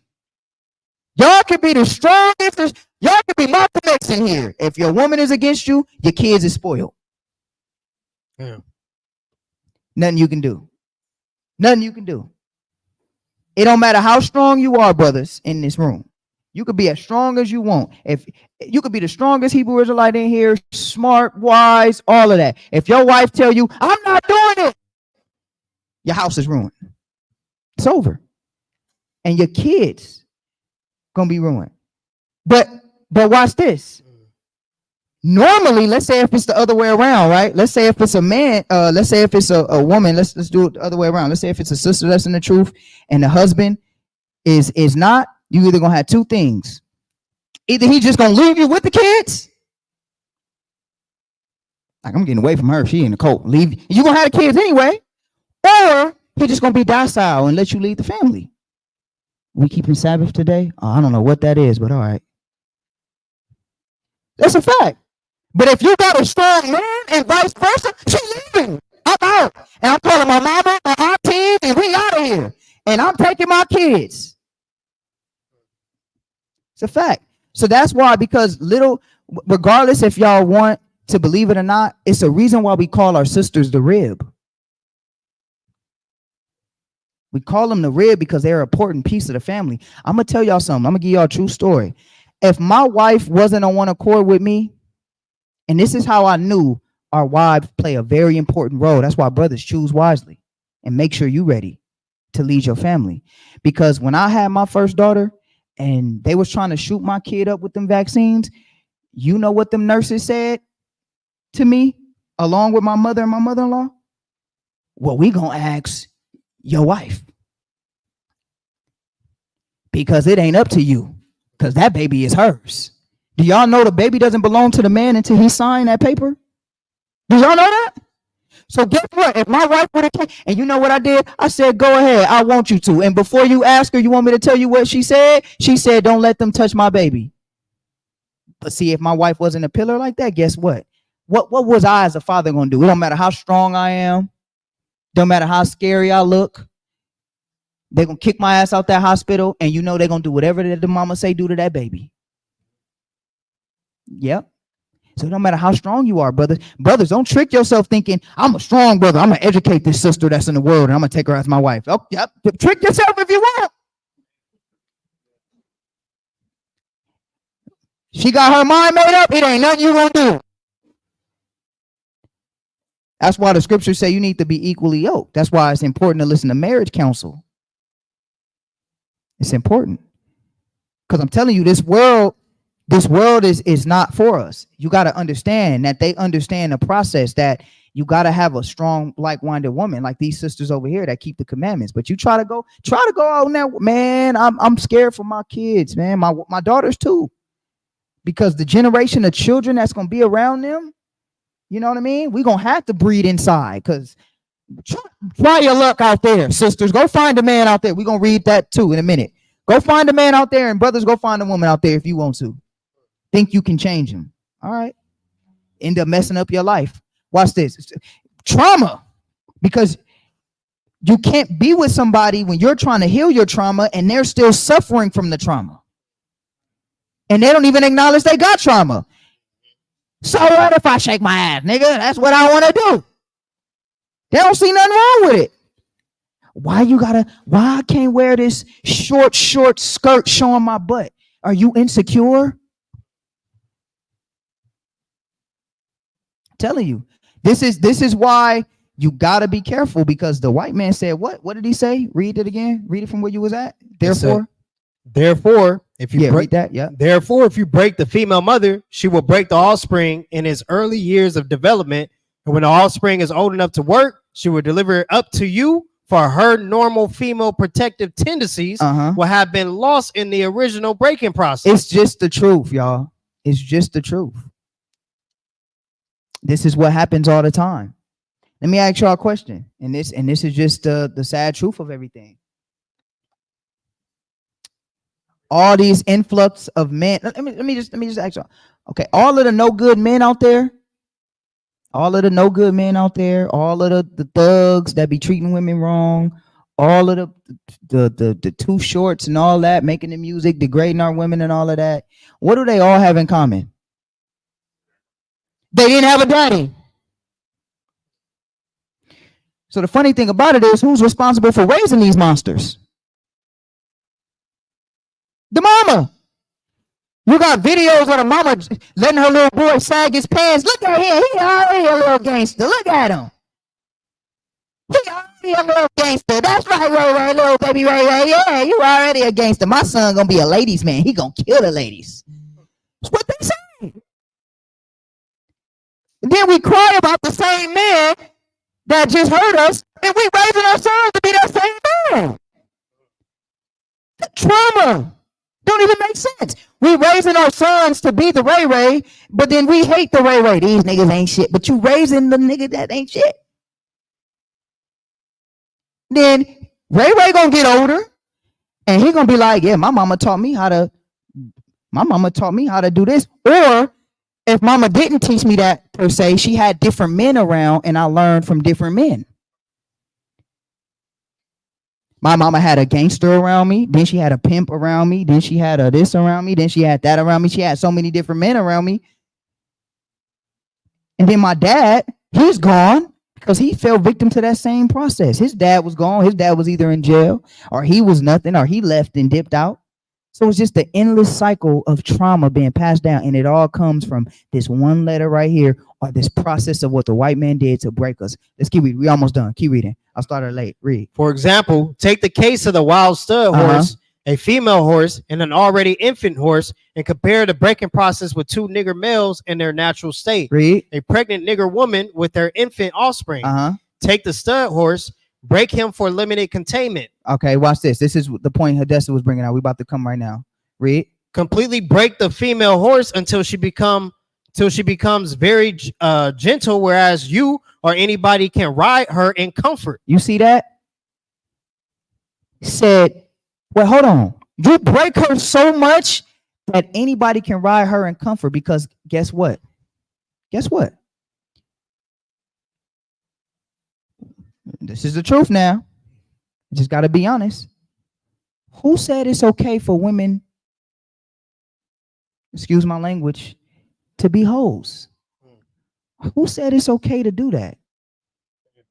Because I'm gonna tell y'all something. Of course. And who breeds the next generation to teach our women that it's okay, and our young men to treat our women like that? It starts with what? The music industry.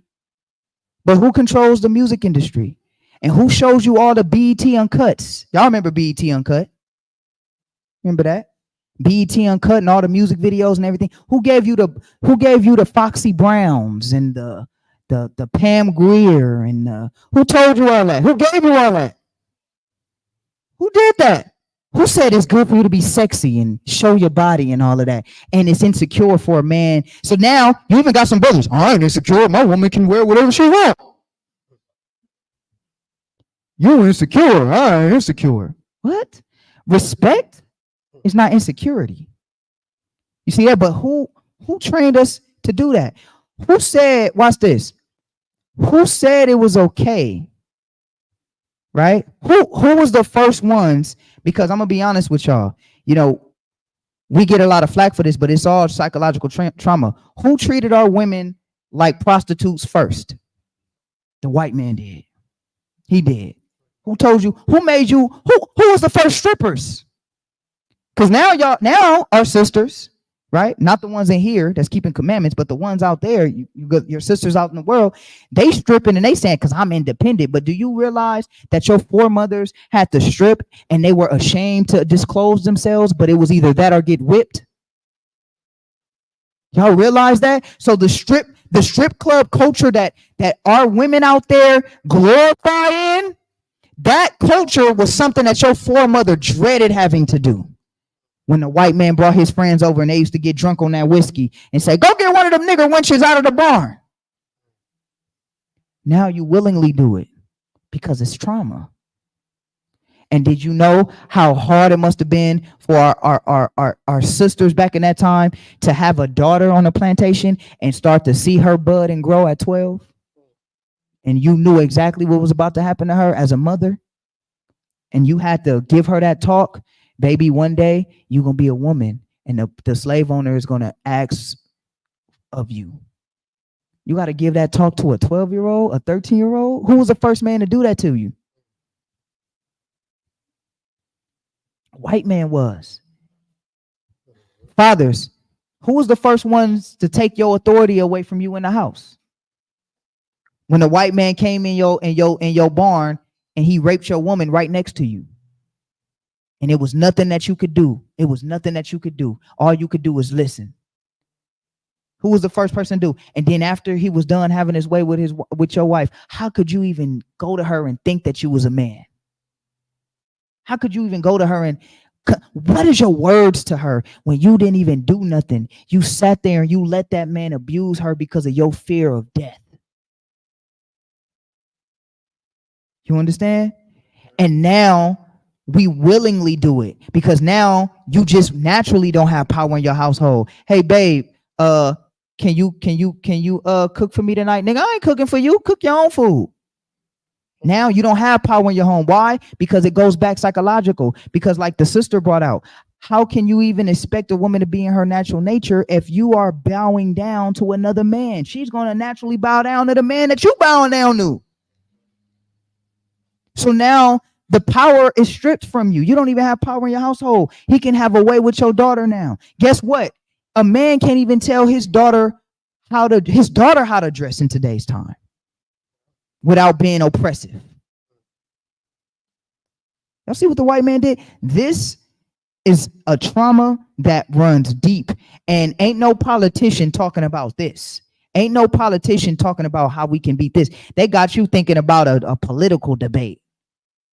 Nah, this is what we need to be talking to. Watch this. It says that you break her so much. We almost done, read. Says, bred the mare and the stud until you have the desired offspring. Then you can turn the stud to freedom until you need him again. Train the female horse whereby she will eat out of your hand, and she will train the infant horse to eat out of your hand. He trained the woman and the children to eat out of his hand like animals. And then he took the male stud and he said, this stud is only for breeding. So then he dehumanizes women even further with your own men because he said this is a breeder stud. It was a stud, I forgot his name. He fathered like 500 children. I forgot his name. I forgot. All you got to do is look up black slave that fathered 500 children. He'll come up. His whole job was just to procreate. So imagine Live got a wife. I don't care if you got a wife. She about to lay with this stud. So now it dehumanizes the situation. So now you wonder why all of the music black men make is, I can take your girl. I can do it better than him.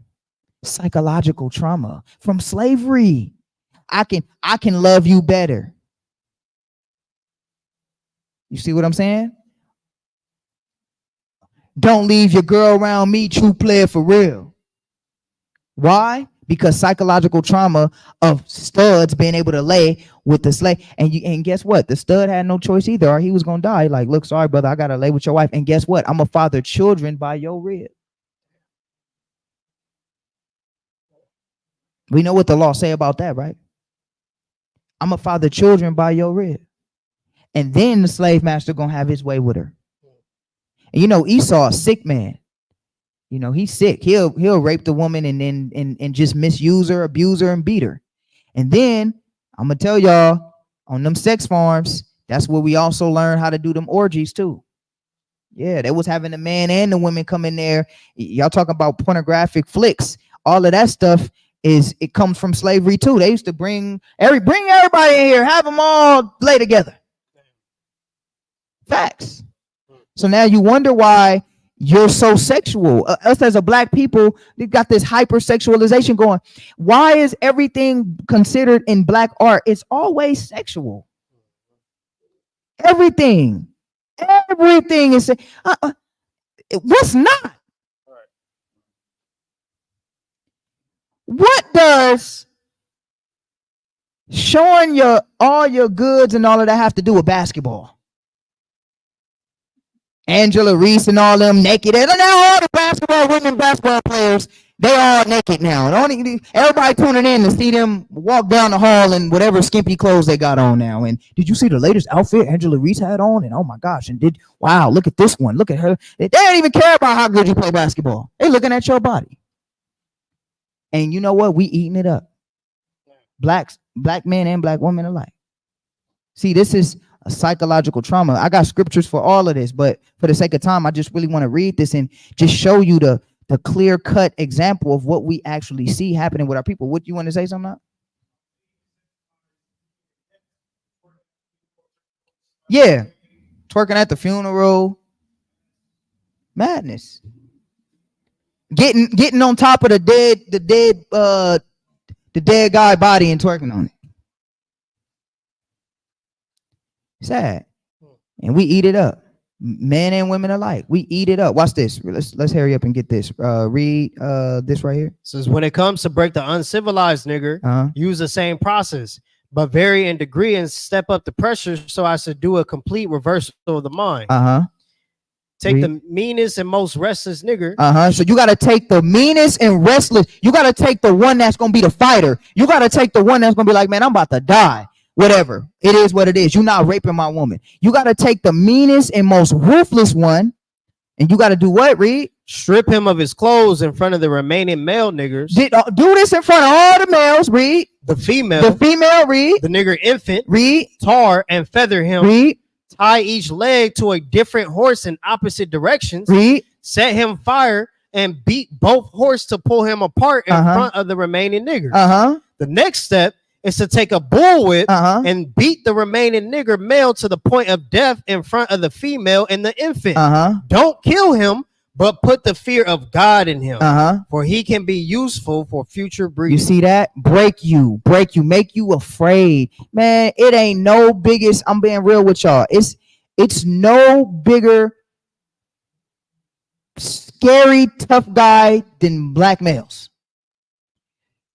We tough with everybody. And when I say everybody, I'm talking about each other. Boy, you can't step on a black dude's shoe. You can't look at a black man. You can't wear the wrong color around a black man. You can't do none of that. But you know who can? White man. See this? We are, and this is all, let's read this real quick and we about to close out. Get Deuteronomy 28 and 30. Deuteronomy 28 and 30. The book of Deuteronomy, chapter 28, verse 30. Read. Thou shalt betroth a wife, and another man shall lie with her. Thou shalt build an house, and thou shalt not dwell therein. Thou shalt plant a vineyard, and shalt not gather the grapes thereof. You see that? You're gonna take a wife and you can't lie with her. That ain't your wife. You're gonna have a vineyard, and that vineyard ain't gonna be yours. You understand? So I'm gonna get one more and we're gonna end it there. Man, it get deep. It get deep the further. Yes. I did have that one too. Proverbs 12 and 26. Bring that out. I got a whole bunch of scriptures, man. I just really want to read this. I got a gang of scriptures.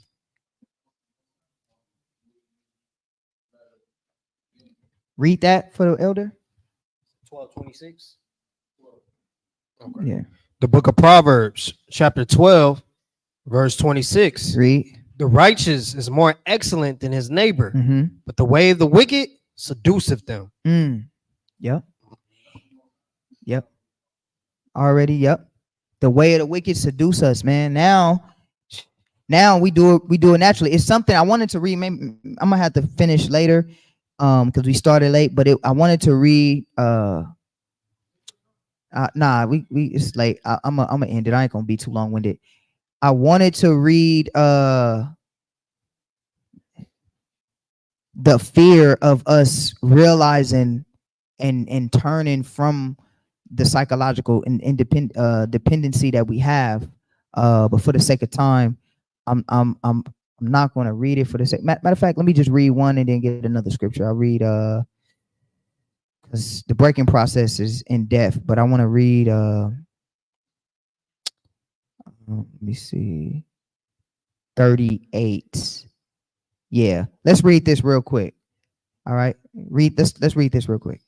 It says earlier we talked about the non-economic good of the horses and the nigger in their wild or natural state. We talked out the principle of breaking and tying them together for orderly production. Furthermore, we talking about paying particular attention to the female savage and her offspring orderly future planning. Then more recently, we stated that by reversing the positions of the male and female savages, we had created an orbiting cycle that turns on its own axis forever. And we already know those scriptures. A new thing in the earth, a woman shall compass a man. That is Isaiah chapter 3, verse 12. And children are our oppressors as well, right? Is that it from that? It says, until this phenomenon occurred and reshifted the positions of the male and female savages. They talked about a phenomenon that was going to happen to re-switch the role that they created from the woman and the male perspective, that we're naturally going to start to shift ourselves and retrain ourselves and to come back, because eventually the mind is going to start to retrain itself. And you can see that now with the commandments. You see that we're starting to retrain ourselves. You look in this room right here. We got families together, children together, the man in the rightful place with his wife. You see what I'm saying? These things are starting to reshift. But see, they knew that this would happen. And watch what they said. Read. It says our experts have warned us about the possibility of this phenomenon occurring. For they say the mind has a strong drive to correct and recorrect itself over a period of time. You see, that says the mind, because they studied the mind. They said over a period of time, no matter how long, the mind is going to recorrect itself. Read. If it can touch a substantial original historical base. If it can go back to its original historical view, especially, that's why we got to destroy the history. Because if they get a hold of what they used to be, hey, hold on. We was priests, we was kings, we was princesses and daughters of Zion. What? We start to think ourselves. That's why they tell you, oh, that history don't matter. That don't matter. Oh, not even that. I don't even care about no old stuff. That was my grandma. I'm now. You ever heard that? That was my grandma. I'm now. We in 2024. I ain't in 1818. Watch this. Read.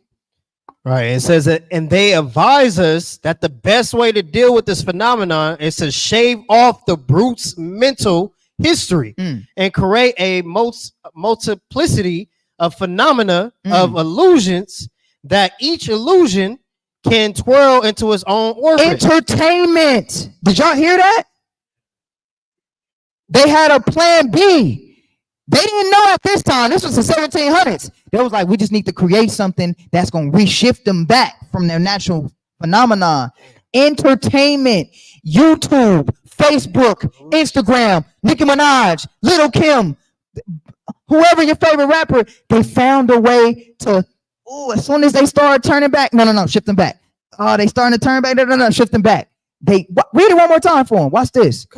It says, if it can touch a substantial original historical base, if they could get back to their history, read. And they advise us that the best way to deal with this phenomenon. If they somehow get a hold of their history, the best way to deal with this, if they somehow, that's how they knew this was spiritual. If they somehow find a way to get back to their God, what did that 1 Kings 8 and 47 and 49 says? If they shall bethink themselves in the land of their captors.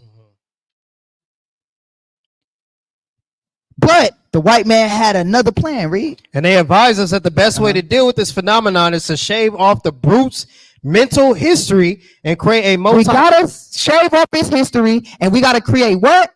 create a multiplicity of phenomena of illusions that each illusion can twirl into its own orbit. Something similar to floating balls in a vacuum. You a gangster, you a Crip, you a Blood, colors. All the movies now, they figured out how to do it. The internet, entertainment. So now it's an endless vacuum, whirlwind of your culture just being trauma. This back then, that's a great point. Back then it was religion. Right. Now it's not religion. Now it's entertainment. Right. Now it's your favorite artist. Now it's, yeah, I'm sad at this lesson, but I am going to go see Halle Bailey though on Saturday night. So now you're not sad no more. I'm sad. I am sad. That class really moved me. Oh, well, girl, I'm going to go see Usher in a minute. You forget about your pain. You don't even care no more. You're going to go see Usher.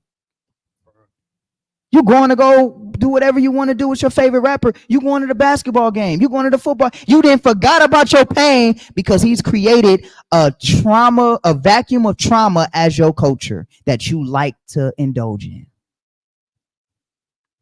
So when you start to bethink yourselves, he gave you a culture full of trauma.